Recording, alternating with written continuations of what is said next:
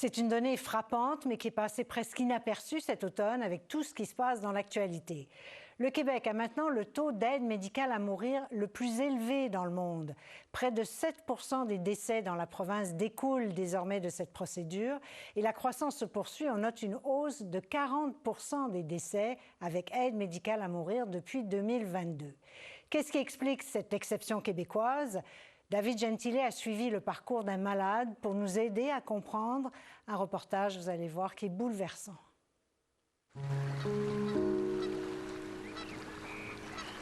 Entouré des siens, Alain Boudreau vit sa dernière journée.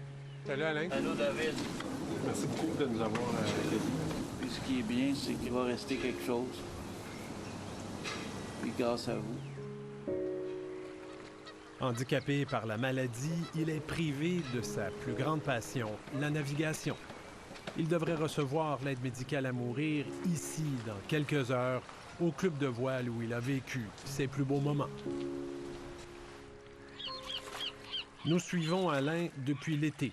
L'homme de 68 ans est condamné par une sclérose en plaques agressive. 2019, j'avais de la misère à marcher. 2020, j'avais une marchette. Puis 2021, j'étais en chaise roulante. Mais il voulait donner un sens à ses derniers mois. Rencontrer ceux qu'il aime et faire la tournée des ports qu'il a fréquentés, comme celui de Vaudreuil. La maladie l'empêchait de barrer Gaspard, son voilier. Des amis l'ont aidé à naviguer une dernière fois, mais l'embarquement était compliqué. Ah non, pas mieux. Non, pas mieux. Pratiquer sa passion est devenu une torture. Une aventure douloureuse qui a confirmé sa volonté d'en finir. Parce qu'il lui restait des choses à faire, Alain tentait de freiner la maladie. Mais un mois plus tard, nous avons constaté que son déclin était irrémédiable. C'est sûr que je vais essayer de vivre au maximum. J'ai une chance de choisir la date de ma mort. L'avantage, c'est que je peux régler mes choses avant de crever. Ça veut dire passer du temps avec ses 3 sœurs, dont Josée, infirmière retraitée, qui était contre l'aide médicale à mourir. Bien, je pense que c'est facile d'être contre quelque chose tant que tu ne l'as pas vécu. Puis quand tu le vis, tu te dis, bon, OK, c'est leur décision, puis c'est une porte de sortie qu'il n'y avait pas avant.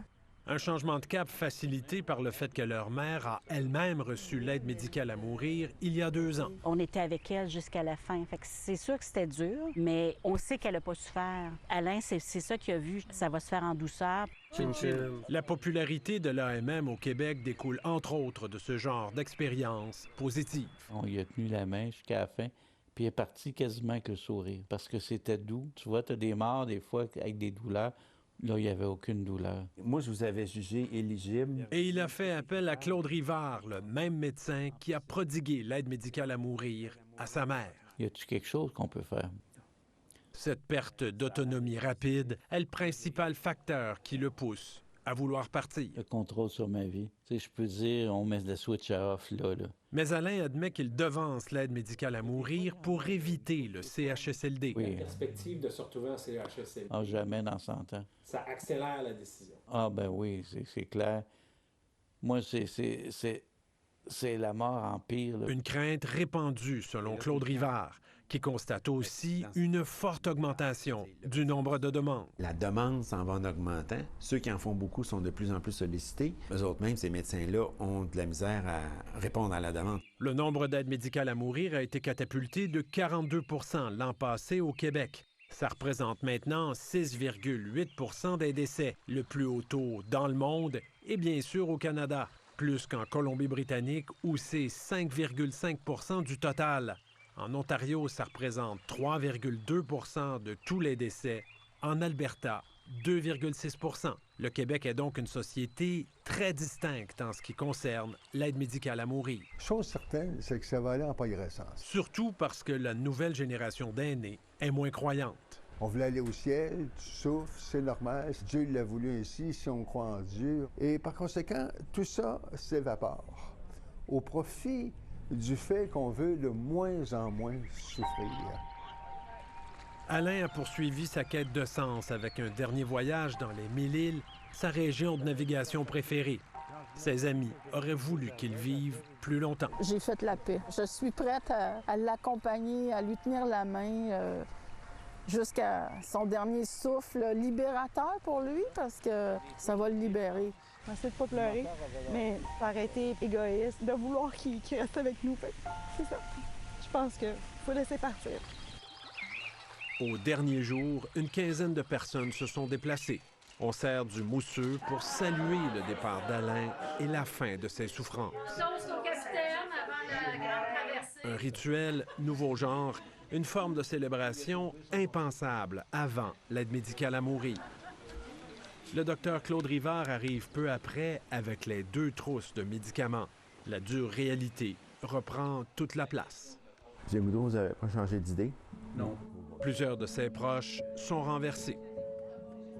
S'il y en a qui veulent s'approcher, tenir la main de Alain avant qu'il s'en aille, moi, j'ai pas de problème avec ça. Tous sont restés jusqu'à la fin. Alain est mort comme il le voulait, sans souffrir, près de son navire, capable de faire ses adieux à ceux qu'il aimait. David, ça vient tellement nous chercher, ce reportage. C'est très touchant et ça nous aide aussi à comprendre pourquoi c'est au Québec que l'aide médicale à mourir est le plus répandue. Oui, c'est de loin le taux le plus élevé dans le monde. Céline, vous allez le voir à l'écran, donc 6,8 % du total des décès au Québec qui découlent de l'aide médicale à mourir. Aux Pays-Bas, c'est 5,1 %, Canada, 4,1 %, incluant le Québec, Belgique, 2,5 %. Nouvelle-Zélande, bon, les chiffres sont très bas parce que c'est tout récent dans ce pays-là. L'Espagne vient aussi d'autoriser l'aide médicale à mourir. Le Portugal y arrive. Donc, c'est assez clair, Céline, il semble y avoir un lent mais réel mouvement dans ce sens-là, à tout le moins en Occident.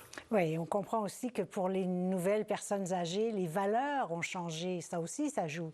C'est clair que le déclin du religieux, ça change la donne. Par exemple, la notion de souffrance, la signification, la valeur de souffrance, la souffrance n'est plus nécessairement la même. La volonté d'autonomie des aînés est aussi plus forte aujourd'hui. En gros, c'est tellement important au Québec que le gouvernement a décidé de mandater un groupe d'experts qui va tenter de comprendre pourquoi le Québec est une société si distincte en ce qui a trait à l'aide médicale à mourir. Merci beaucoup pour ce reportage, David. Merci, Céline.